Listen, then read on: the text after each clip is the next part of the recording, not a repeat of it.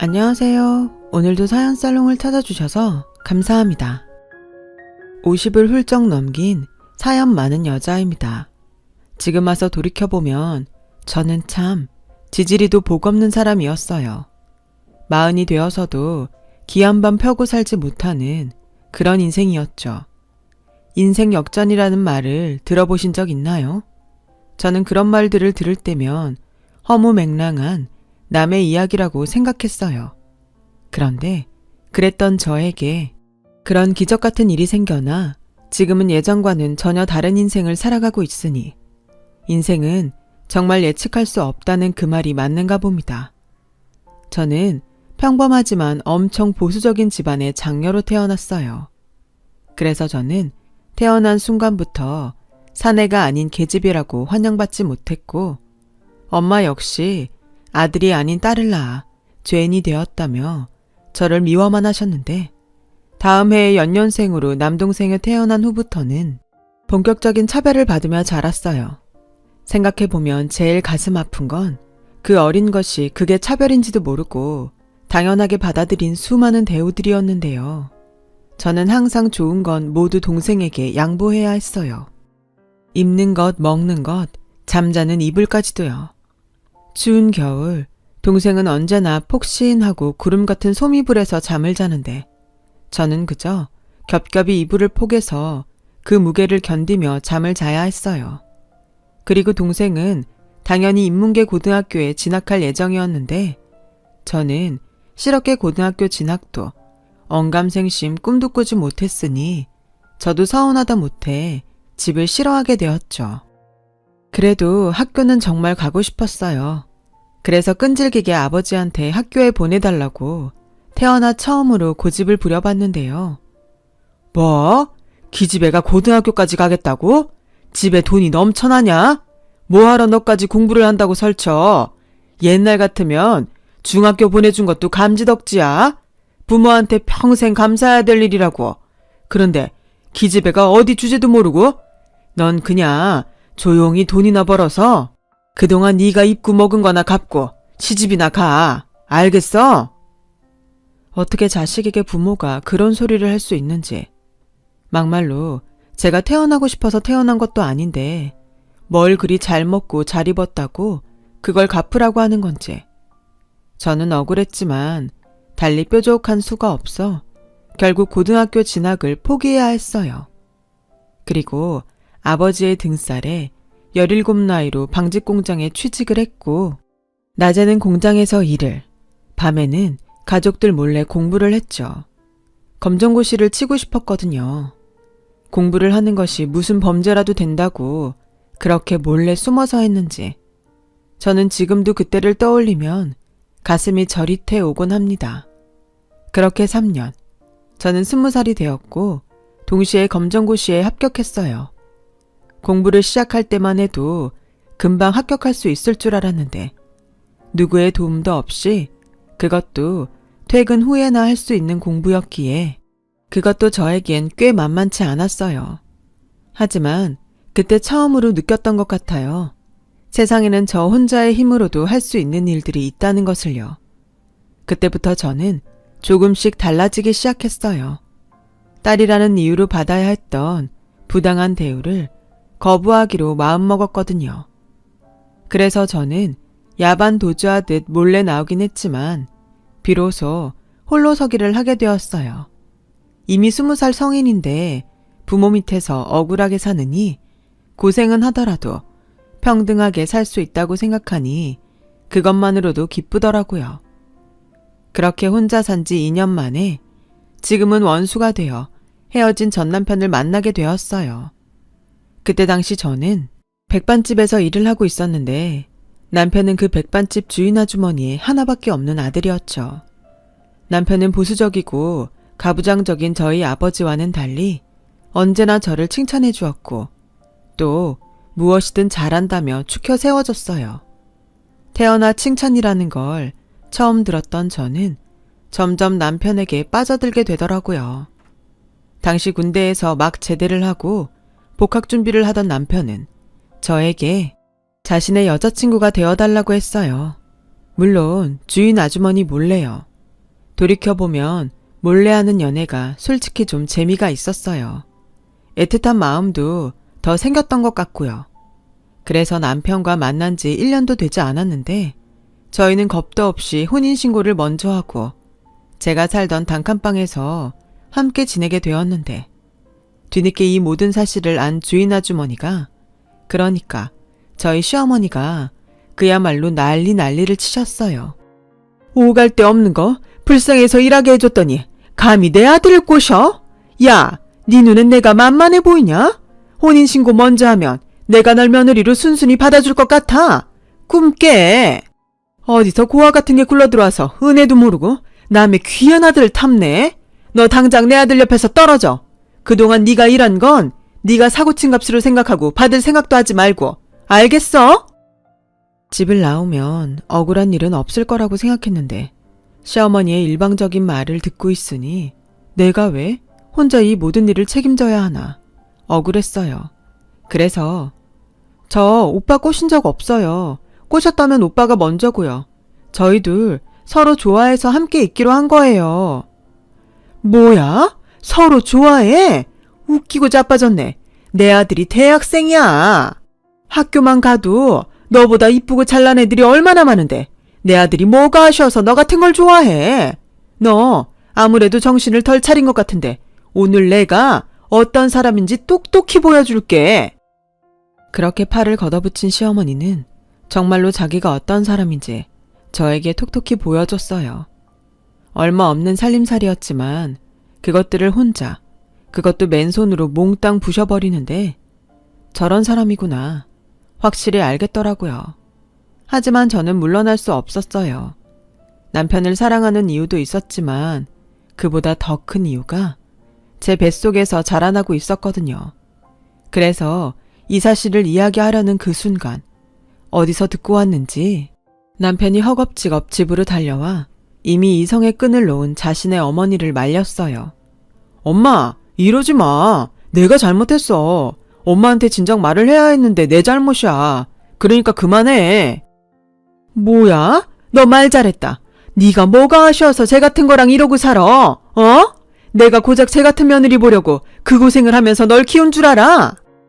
또 그러신다. 내가 말했지. 엄마 인생 나한테 다 걸지 말라고. 경선이 착하고 좋은 사람이야. 엄마는 착한 며느리보다 지 잘난 맛에 잘난 척하는 며느리 눈치 보며 살고 싶어? 난 엄마 말대로 잘난 거 없어도 착한 저 사람이 좋아. 그리고 우리 이미 혼인신고도 끝났고 내년엔 아이도 태어나. 엄마 이미 늦었어. 뭐? 애가 태어난다고? 정말이야? 아니 진짜 저게 사람을 작정하고 엿을 먹이네. 야, 네가 기어이 내 아들 발목을 잡았냐? 너 그게 정말로 우리 아들 씨 맞아? 네, 믿기 싫으시겠지만 맞아요. 아무리 저를 무시하고 함부로 하셔도 이 아이 아버지는 저 사람이 맞아요. 그 후 기운이 넘치던 시어머니는 그 자리에서 뒷목을 잡고 주저앉으셨어요.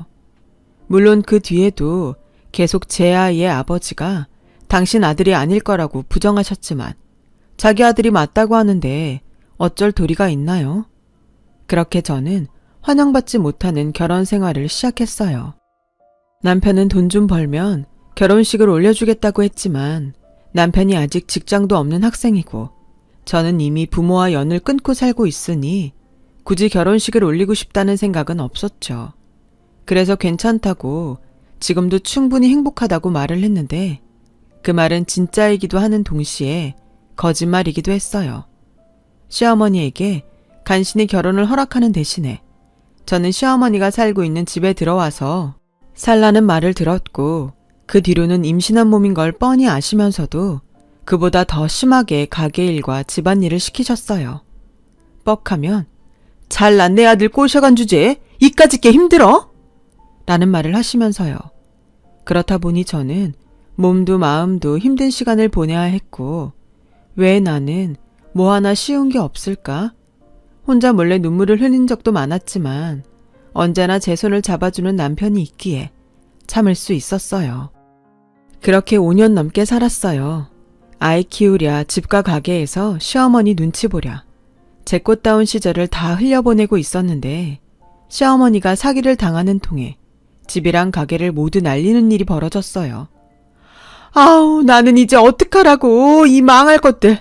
사기칠 사람이 없어서 없는 사람 등에 칼을 꽂아? 아유.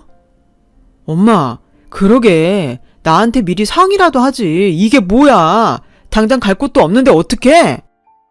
여보, 그만해. 어머니도 일부러 그러신 거 아니잖아. 내가 많지는 않지만 모은 거 조금 있으니까 어디 가서 방 하나는 얻을 수 있을 거야. 이미 엎질러진 물 어머니 힘들게 하지 마.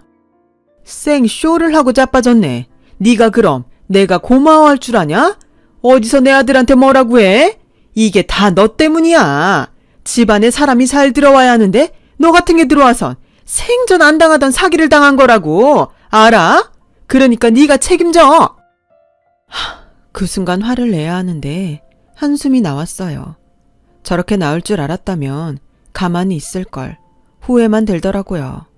하지만 애도 어린데 이제 와서 싫다고 할 수 없으니 제가 모은 돈으로 반지하에 방 2개짜리 빌라 월세를 얻어 들어갔고, 시어머니는 알아눕고 남편은 돈을 더 벌겠다고 낮에는 회사에, 밤에는 아르바이트를 했어요. 저도 집에서 부업을 했고요. 그렇게 10년 넘게 고생을 했어요. 그러는 사이 저와 남편은 먹고 사는 게 우선이라 돈에 집착하게 되었고, 영원할 것 같았던 남편의 사랑도 없어진 지 오래였죠. 하지만 남들도 다 그렇게 산다고 생각한 저는 딸아이만 잘 키울 수 있다면 모든 게 다 괜찮다고 생각했어요. 제가 워낙 딸이어서 받은 서름이 크다 보니 딸아이에게는 제가 겪은 일들을 하나도 겪게 하고 싶지 않았고, 그래서 딸아이가 하고 싶다고 하면 악착같이 굶는 한이 있어도 해주려고 노력했는데 시어머니는 그런 제 모습도 꼴보기 싫다고 하셨어요. 뭔 돈이 남아둔다고? 쓸데없이 기집애한테 공을 들여. 그럴 돈 있으면 애비 보약이라도 한 대 지어 먹여. 밖에서 돈 버느라 가진 고생을 하는데 네 눈에 네 새끼만 보이냐? 이럴 때 빵빵한 처가라도 있어봐. 내 아들이 저런 고생을 하겠어? 어머니 아들, 어머니가 사기당하는 바람에 고생하는 거잖아요. 벌써 잊으셨어요? 그리고 유정이가 남도 아니고 어머니 손녀인데 너무 그러지 마세요. 뭐야? 너 지금 나 때문에 내 아들이 고생한다고 했냐? 이게 아주 요즘 시엠이 무서운 줄 모르고? 오냐? 오늘 한번 날 잡자. 시어머니는 그렇게 말하고 용케 감나가는 것만 빼고 또 세간 살림을 부수기 시작하셨어요. 저는 딸아이와 밖으로 나갔고 집안에서 살림이 깨지고 부서지는 소리를 들으며 한숨을 쉬어야 했죠. 그렇게 한바탕 체력을 쓰신 시어머니는 이젠 온몸이 아프다고 자리에 알아 누우셨고, 언제나 제 편을 들어줬던 예전의 남편은 어른 비위 하나 맞추지 못하냐며 저를 못마땅하게 보는데, 제가 잘못한 것이 없는데 뭐라고 하니 그때부터는 부부 사이도 많이 멀어지기 시작했어요.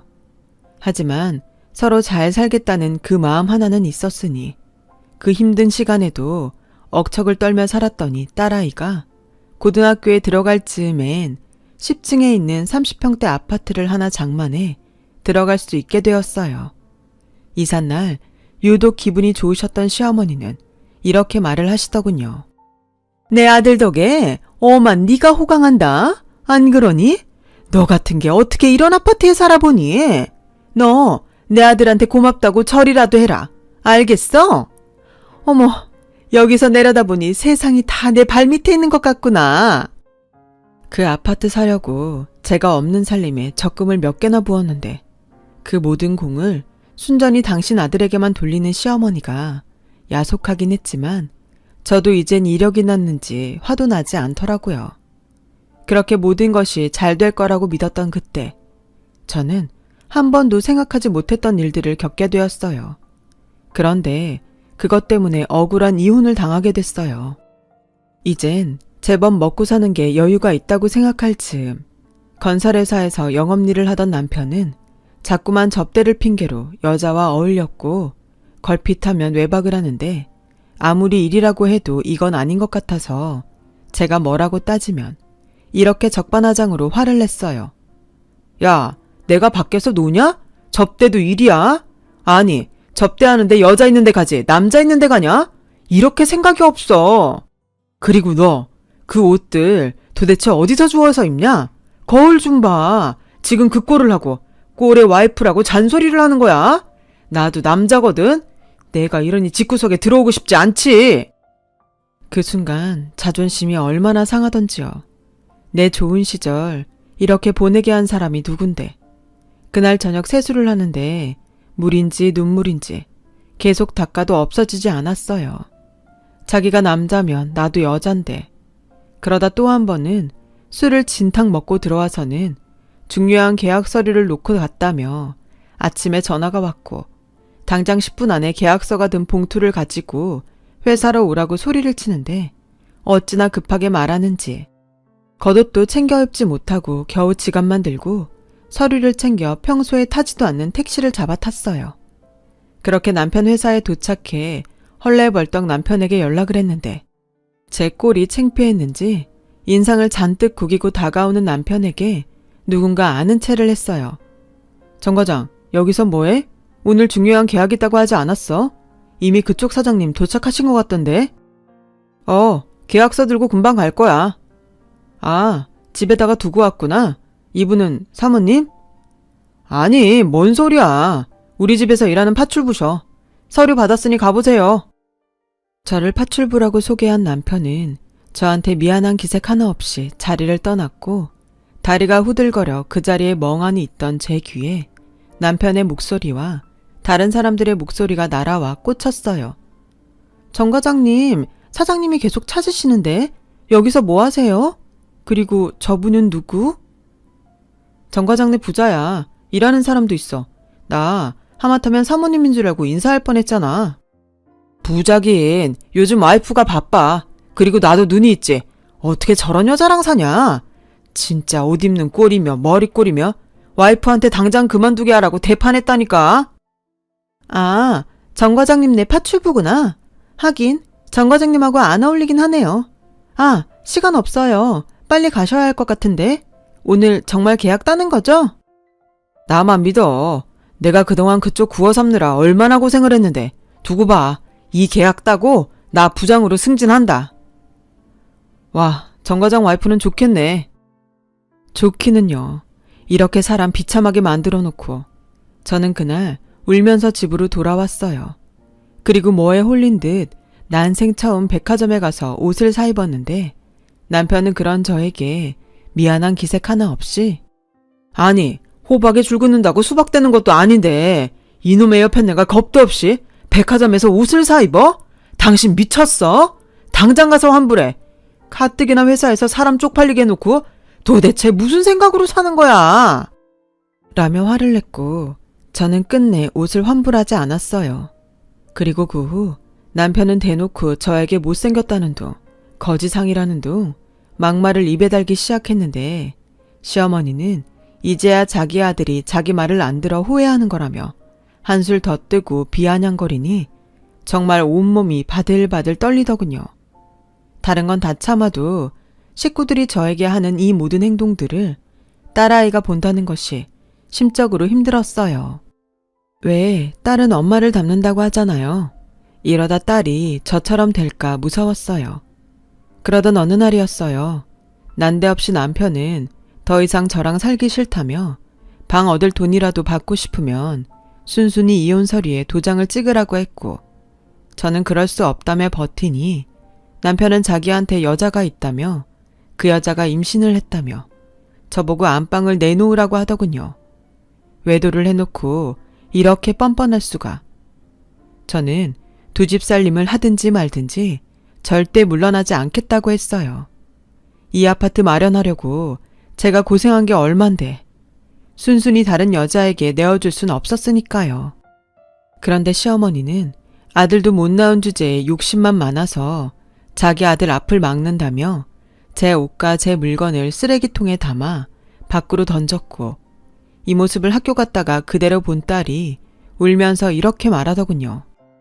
엄마, 그러지 말고 그냥 이혼해. 엄마가 왜 이런 꼴을 당해? 바람난 아빠나 몰상식한 할머니, 그냥 엄마가 버리면 되잖아. 참을 걸 참아야지. 난 정말 엄마가 이러는 거 싫어. 뭐? 몰상식한 할머니? 자식 교육 아주 잘 시킨다. 너 그 버르장머리 어디서 배웠어? 네 엄마가 나 없을 때 그렇게 말하던? 할머니는 할머니 자신을 몰라요? 지금도 그래. 바람난 아빠를 탓해야지. 그 여자가 임신했다고 하니까 엄마 보고 나가라고요? 왜? 아들일까봐? 그래 이년아. 우리 집 대 네가 일 것도 아니잖아. 애당초 네 엄마 같은 사람이 네 아빠를 탐내서 일이 이 지경이 된 거야. 알겠어요. 그만해요. 저도 이제는 못 참겠네요. 이혼하면 되잖아요. 대신 당신들 원하는 대로 해줄 테니 내 요구사항도 들어줘요. 이 집 내가 어떻게 마련한지 어머니는 몰라도 당신은 알지? 다 달라고는 안 할 테니 이 집값의 절반 그리고 매달 우리 딸 양육비는 내놔. 그럼 이혼해 줄게. 뭐라고? 참 순진한 줄 알았더니 네가 욕심이 많구나. 그럼 법으로 하든가. 바람 펴놓고 이혼 도장 찍으라고 하는 당신이 맞나 내가 맞나. 어디 해봐. 그러는 사이에 그 여자 배는 점점 불러오겠네.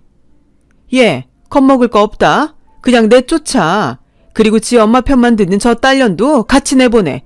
새 식구 맞는데 저런 것들 빨리 치워야지. 그러기만 해 아빠. 나도 절대 가만 안 있어. 아빠 회사 찾아가서 아빠가 어떤 사람인지 다 떠들 거야. 저 망할 것. 여태 누구 돈으로 먹고 공부했는데? 어머니, 유정이한테 막말하지 마세요. 어머니 돈으로 먹은 것도 공부한 것도 없으니까요. 당신이 선택해. 당신이 떳떳하면 어디 한번 해보자고. 나야 이혼 도장 안 찍어주면 그만이야. 참, 그때 또 한 번 배웠어요. 사람이 내지를 때는 내질러야 한다는 것을요. 남편은 무슨 자신감인지 제가 순순히 도장을 찍어줄 거라고 생각했는지 적지 않게 당황한 눈치였어요. 물론 아닌 척 연기를 했지만 같이 산 세월이 얼만가요. 그 정도는 저도 알 수 있었죠. 그리고 하루 만에 남편은 제가 원하는 대로 하겠다며 이혼을 하자고 했어요. 저는 돈을 주기 전에는 도장을 찍지 않겠다고 했고 어디서 돈을 빌렸는지 아님 그 여자가 줬는지 그날 저녁에 제 계좌에 돈을 입금해 주더군요. 그렇게 저는 이혼을 했어요. 뭐 좋았던 부부라고 마음이 헛헛한지. 저는 한동안 이혼 후유증에 힘든 시간을 보냈고 그래도 입시를 앞둔 딸아이를 위해 일을 해야 했는데 경력이 단절된 저한테 허락된 일자리는 많지 않았어요.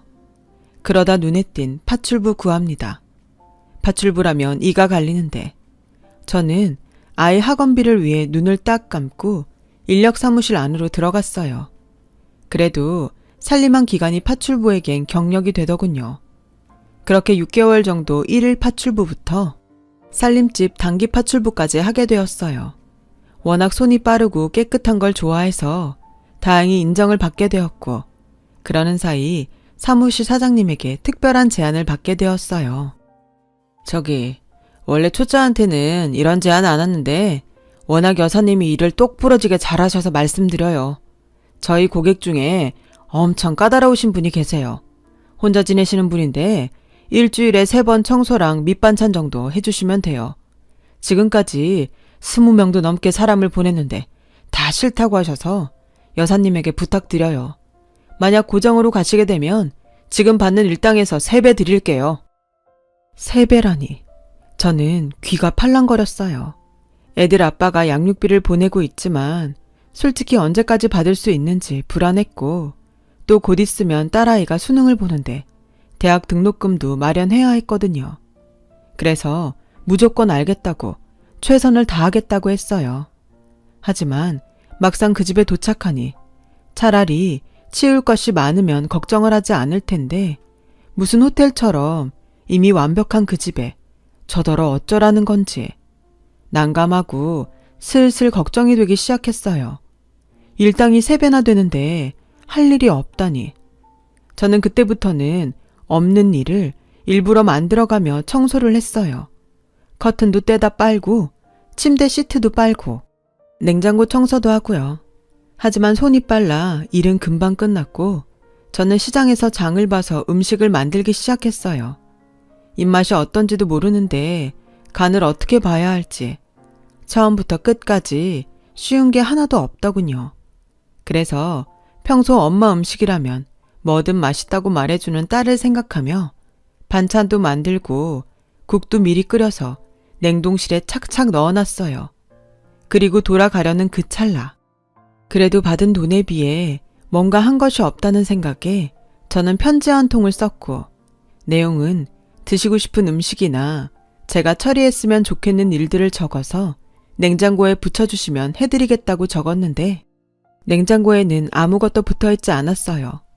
걱정했던 거에 비해 다행히 클레임은 없었고 저는 그 뒤로 없는 일거리 일부러 만들며 돈값을 하겠다고 최선을 다했는데 혼자 산다는 그분의 달력에 작은 글씨로 기일이라고 적혀 있었어요. 날짜를 보니 그날은 제가 집에 오는 날이 아니었는데 기일이면 음식 준비를 해야 되지 않을까? 혼자 고민을 했고 고민 끝에 전날 음식장만을 해놓고 가자는 생각이 들었어요. 모처럼 할 일이 많으니 어찌나 바쁘고 즐겁던지 시간 가는 줄도 모르고 음식을 하고 있는데 남자 고객님이 들어오시더라고요. 아, 죄송합니다. 제가 음식하느라 시간 가는 줄을 몰랐어요. 얼른 마무리하고 가겠습니다. 아, 식사는 하셨나요? 제가 좀 차려드릴까요? 아니, 됐습니다. 그나저나 무슨 음식을 그렇게 많이 하세요? 아, 내일이 기일이라고 적혀 있어서. 그때 보였어요. 남자분이 기일 준비를 할 생각이었는지 장을 한가득 봐왔더라고요. 저는 순간 내가 실수했나? 하는 생각이 들었고 어째야 할지 머리를 마구 돌리고 있었는데 다행인지 불행인지 고객은 아무 말도 하지 않고 어서 정리하고 돌아가라며 방으로 들어갔어요. 저는 그 후 이대로 잘렸을 것 같다는 예감에 덜컥 돈 걱정부터 들었는데 아무 얘기가 없길래 출근을 해보니 냉장고에 떡하니 음식 고마웠습니다. 라는 메모가 붙어 있었어요. 그 메모를 보는 순간 어찌나 기분이 좋던지 그 후로 저는 신이 나서 청소와 음식을 했고 내가 원래 살림을 좋아했던 여자라는 걸 새삼 깨달았어요. 그러다 또 다른 날 출근을 했는데 음식 양이 너무 많습니다. 줄여주세요. 라고 적혀 있었고 그 후로 저와 고객은 냉장고를 매개로 짧게나마 이야기를 주고받게 되었어요. 오늘은 된장찌개가 아주 맛있게 됐어요. 데워서 따뜻하게 드세요. 감사합니다. 정말 맛있게 먹었어요. 오늘 밖에서 화분을 팔더라고요. 제 마음대로 화분을 들여놓았는데 싫으시면 치우겠습니다. 화분이 있으니 집 분위기가 밝아졌네요. 고맙습니다. 잘 키울 자신은 없어요. 화분도 잘 키워주실 거죠? 이런 식으로요. 그렇게 6개월 정도가 흘렀나 봐요. 저는 언제부터인가 일하러 가는 날이 기다려졌고 가서 뭘 만들지 뭘 할지 고민하며 혼자 웃는 날이 많아졌는데 그런 제 모습을 본 딸이 엄마 혹시 연애해? 얼굴이 활짝 폈네? 라고 하는 거 있죠. 어찌나 황당한지. 저는 손살에 치며 아니라고 말은 했지만 이런 마음이 당최 뭔지 모르긴 했어요. 그리고 어느 날 출근을 했는데 감기에 걸리셨는지 그날은 고객께서 집에 계셨고 저에겐 오늘은 그냥 돌아가도 된다고 하시는데 아픈 사람을 그냥 두고 가기가 영 마음에 쓰이더라고요. 그래서 근처 약국에 가서 약을 사오고 전복죽도 한 냄비 가득 끓여놓고 냉장고에 죽이랑 약 꼭 드시라고 메모를 붙여놨는데 그 다음 날 저에게 고맙다며 화장품 세트가 담긴 쇼핑백이 냉장고 앞에 있었어요. 저는 이런 걸 함부로 받으면 안 될 것 같아 그날은 일부러 저녁상을 다 차려놓고 고객님을 기다렸는데 당연히 퇴근했을 거라고 생각한 제가 아직 가지 않고 있으니 많이 놀란 듯 고객은 당황한 모습으로 서 있더군요.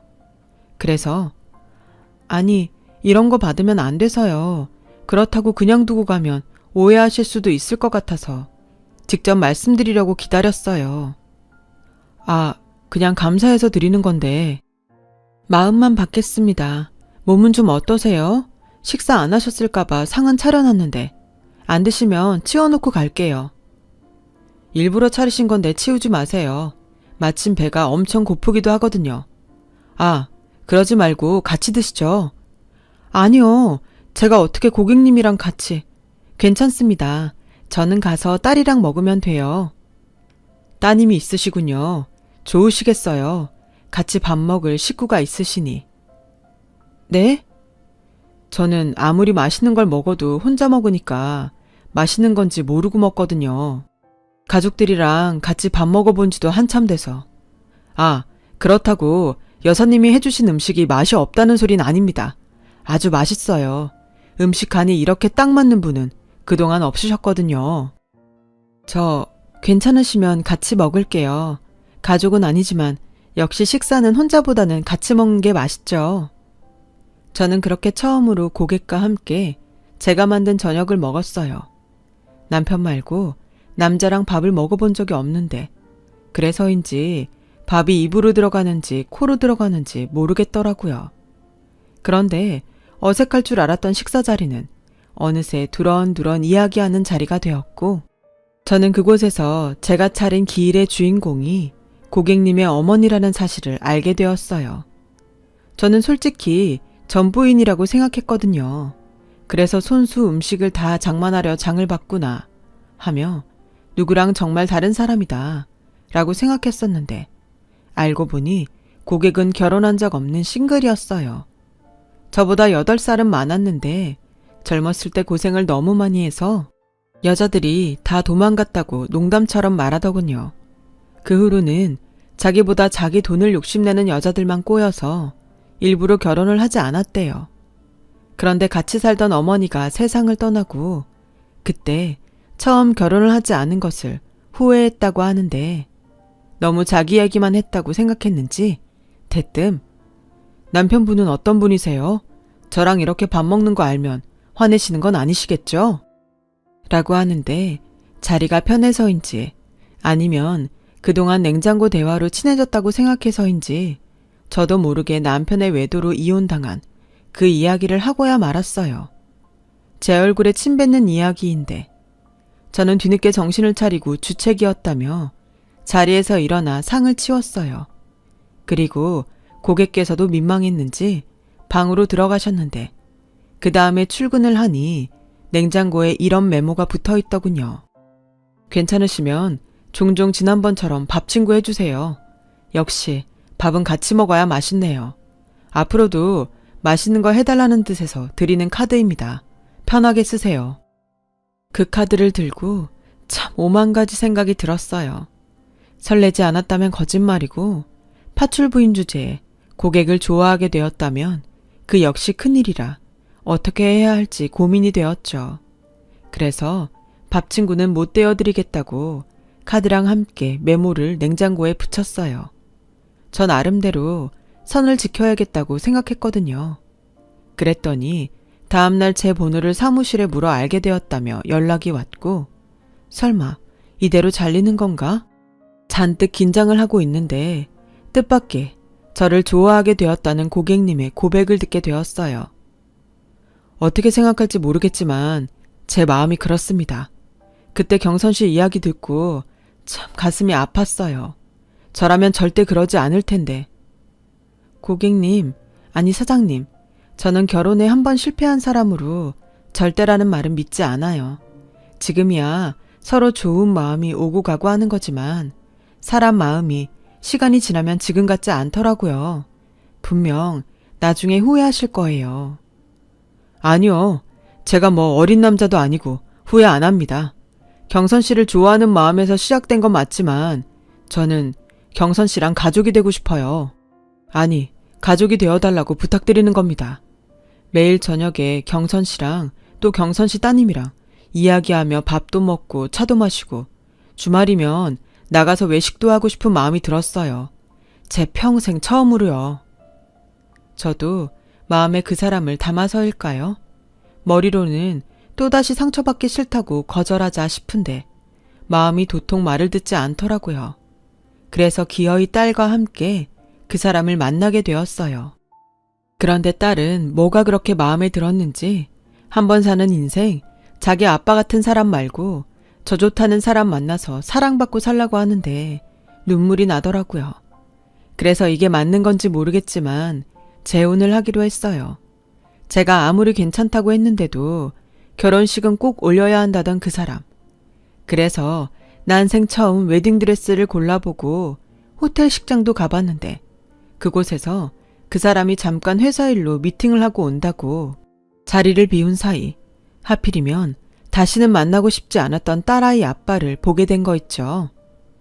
뭐야? 당신이 어울리지도 않게 왜 호텔에 있어? 어쭈? 꼴에 화장도 했네? 남이야 화장을 했던 호텔에 오던 무슨 상관이야?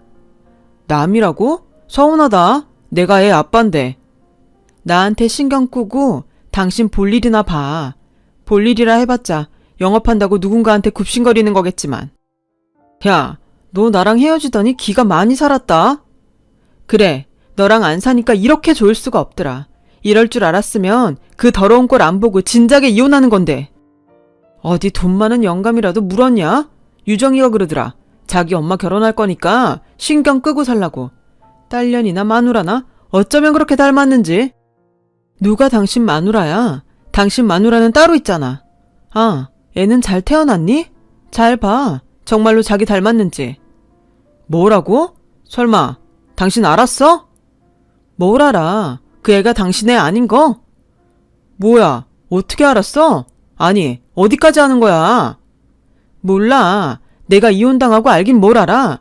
근데 하나 짐작 가는 건 있었지. 나라고 아들 낳고 싶지 않았을까? 근데 우리 애 더 이상 안 생겼잖아. 당신 어머니는 내가 문제라고 하도 그러셔서 검사 받으러 간 적 있어. 근데 나는 아무 문제 없더라. 그럼 뭘까? 그래도 당신이 검사 받은 건 아니니까 설마 했지. 그래서 또 자기 애 아니라고 이혼이라도 했어? 그때였어요. 미팅 자리를 마친 그 사람이 제가 있는 쪽으로 다가왔고 딸아이 아빠의 얼굴은 한순간 일그러졌어요. 아니, 어쩔 줄 몰라 했다는 표현이 맞겠네요. 사장님, 정 부장, 안 들어오고 여기서 뭐 했어요? 난 안 오는 줄 알고 얘기 끝냈는데. 근데 내 와이프랑 아는 사이인가? 둘이 같이 있네. 저기, 제가 나중에 따로 얘기할게요. 그래요. 당신 편한 대로 해요. 그리고 정 부장, 이번 계약은 미안하게 됐어요. 우리랑은 영 방향이 맞지 않네. 아니, 그러지 마시고 사장님, 저희가 다 맞추겠습니다. 단가든 뭐든 다 맞출 테니 제발 계약만 해주십시오. 네? 부탁드립니다.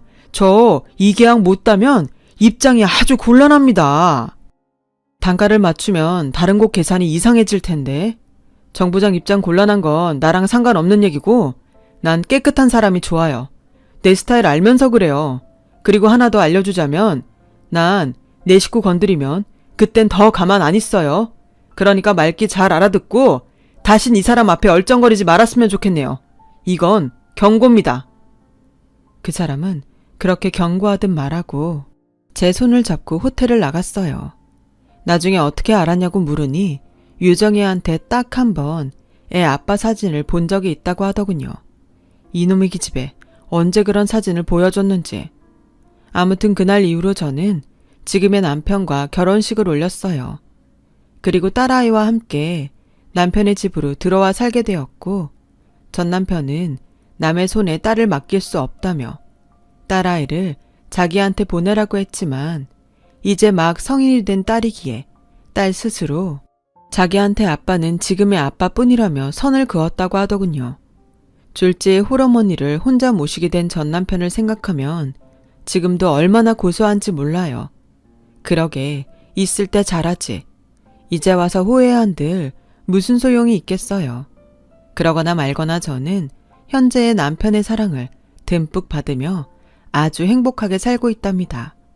딸아이도 하고 싶은 공부 계속하고 싶다고 유학을 갔는데 남편이 딸에게 하고 싶은 거 아빠 믿고 다 하라며 등을 밀어줬어요. 어찌나 고맙고 미안한지 그런 마음에 매일매일 남편에게 정성을 다하고 있습니다. 제가 남편에게 잘하니 남편도 저한테 언제나 잘해줘요. 여태 스스로 박복하다고 생각하며 살았는데 뒤늦게 복이 터지려고 그동안 그랬나 싶을 정도로 지금은 너무나도 행복합니다. 그래서 지금 감히 말할 수 있어요. 전 뒤늦게 복이 터지려고 그동안 그랬나 싶을 정도로 지금은 너무나도 행복합니다. 그래서 지금은 감히 말할 수 있어요. 저는 복이 아주 많은 사람이라고요. 그리고 제 마지막 바람이 있다면 뒤늦게 만난 이 사람과 변하지 않고 지금처럼 건강하게 할머니, 할아버지가 되는 것입니다. 부디 저희 이 바람이 이루어지길 간절히 소망하며 기구했지만 지금은 너무 행복한 제 이야기를 마칠게요. 지금까지 제 사연을 읽어주시고 들어주셔서 감사합니다. 항상 건강하시고 바라는 일 모두 이루시길 진심으로 바라겠습니다. 여러분, 사연 댓글에 응원과 현명한 조언 부탁드려요. 좋아요와 구독은 저에게 큰 힘이 됩니다. 오늘도 좋은 일 가득하세요.